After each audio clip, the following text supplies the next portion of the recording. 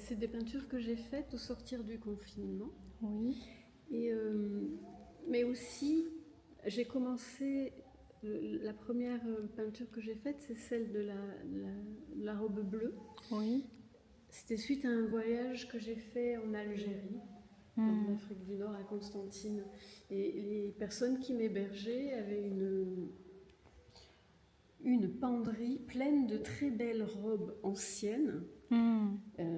Elles sont brodées avec de l'or et de l'argent, Oui. de très belles robes. Et la personne m'a dit, je pense que cette robe va t'aller, je voudrais que tu l'essayes. Donc je l'ai essayée. Et c'était une drôle de sensation, parce qu'en même temps, c'est des robes qui sont très rigides à cause des broderies à l'or et droites, quoi. Elles peuvent tenir toutes seules, sans personne dedans. Oui. Et cette robe était légèrement plus grande que moi. Oui. Les épaules arrivaient là, et ça tenait. Je me sentais étrange, mais cette sensation, en fait, d'être dans une robe qui ne me correspondait pas, mais qui était si belle, une robe de princesse, Oui. de conte de fées, comme quand on est petite fille. Oui. Et j'ai voulu la peindre, cette sensation. Wow. Et donc, j'ai commencé à peindre cette robe, et après, il y en a 4 d'autoportraits aux robes. Voilà. 1, 2. Et les 2 autres sont à Marseille. Ah. Ouais. Wow. Et je les ai mis sur des fonds et des motifs un peu joyeux et un peu toniques. Et les fleurs au fond? Voilà, les fleurs au fond, c'est ça, c'est un motif que j'ai fait toujours pendant ce confinement. Je voulais essayer la gravure sur lino. Oui. Et donc j'ai gravé ces fleurs. Et après, je me suis dit, mais qu'est-ce que je peux faire avec cette gravure de fleurs? Donc, j'avais ces toiles et j'ai imprimé en fait le motif sur la toile. Oh. Et après, j'ai repris avec de la couleur à la peinture. Et ça c'est imprimé. Hop, hop, hop. Et après, j'ai peint. Oh. Wow. Mais ce qui est intéressant, c'est de dépasser ce moment, en fait. Quand on dépasse ce moment, ça c'est l'impulsion. On va partir Oui. avec des choses de l'enfance ou une sensation ou une émotion. Mais après, il faut dépasser ce moment pour rentrer dans la peinture. Si on reste dans la à vouloir représenter uniquement la sensation, alors on n'est toujours pas dans la peinture. Il faut arriver à passer le cap, et là on rentre dans le travail de la peinture. L'émotion va te faire peindre, et donc bien sûr on va la ressentir, mais ce qui va faire le tableau, c'est le jeu de la couleur, le jeu des formes, le jeu de la ligne. Oui, vous avez raison. Et c'est que par le travail qu'on y arrive. Il faut continuer à travailler régulièrement, oui. Oui.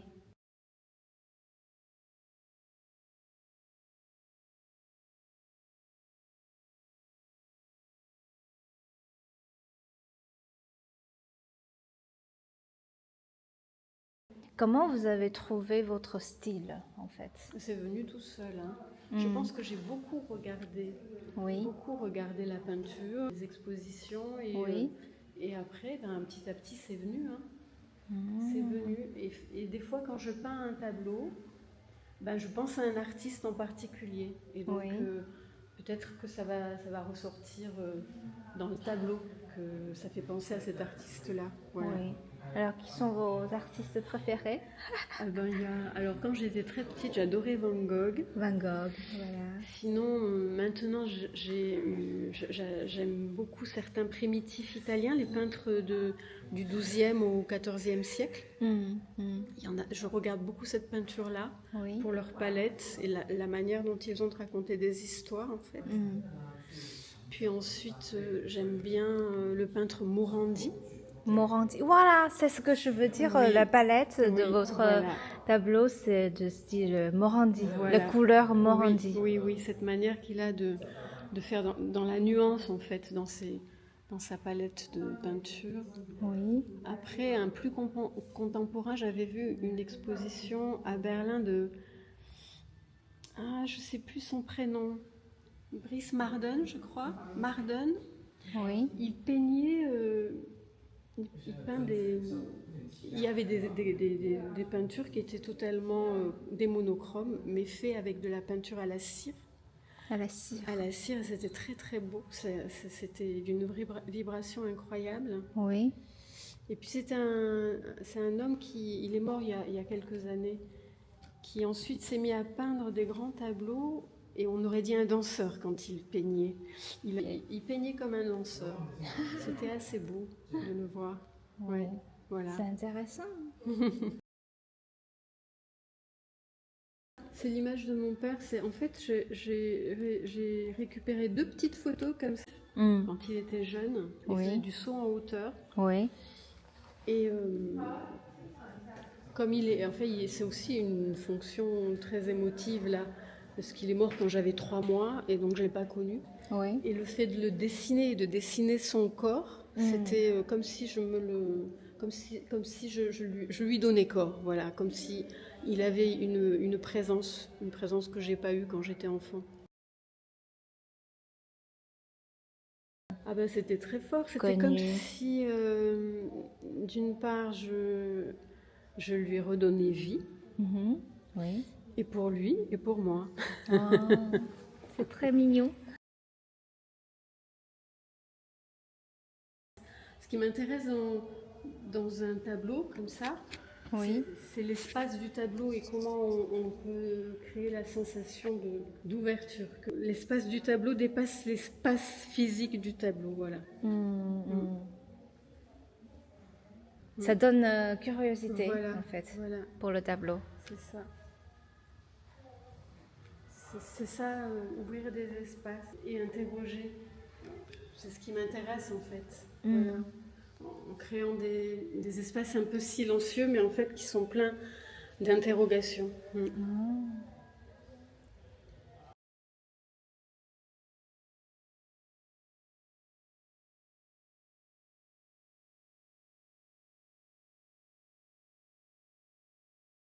Alors, on va voir ces 3 tableaux avec le Orang-outan. orang-outan. Orang-outan, Voilà. en indonésien, ça veut dire homme des bois, Homme des homme bois. de la forêt. Ouais. Ah.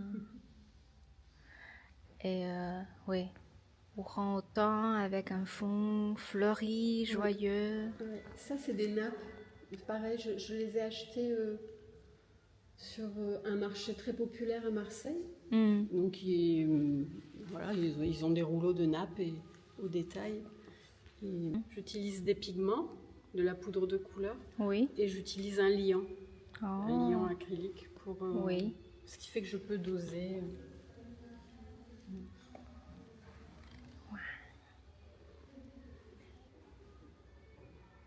Oui.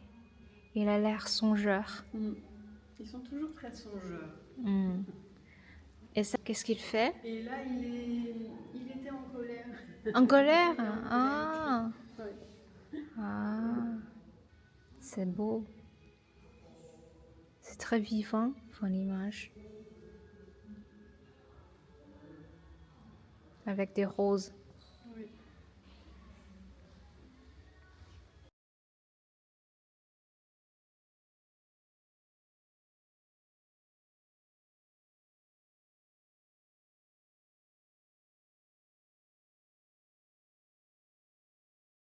Oui, j'ai eu envie en fait là dans cette série-là de utiliser donc un tissu que je collais, c'était mon point de départ. Oui. Et à partir de là, il y avait, je voulais mélanger donc le tissu et les motifs avec des aplats de couleurs et la figure, la forme humaine. Donc, et je voulais voir comment ça allait fonctionner ensemble. C'était vraiment une recherche plastique. Oui. Oh. Voilà. Oui. C'est moi, Oh. ça c'est ma fille, et ça c'est ma belle-fille, et Oh. ça c'est mon premier petit enfant. Petit enfant. Je suis grand-mère. Ah.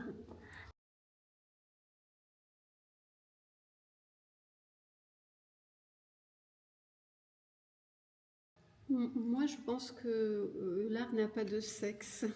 Ah, Je pense pas qu'il y a une peinture spécifique aux femmes. Alors maintenant, oui, on peut développer des choses. Pendant longtemps, par exemple, tout l'art de la broderie, du tissage, tout ça était considéré comme, en France en tout cas, comme un art mineur.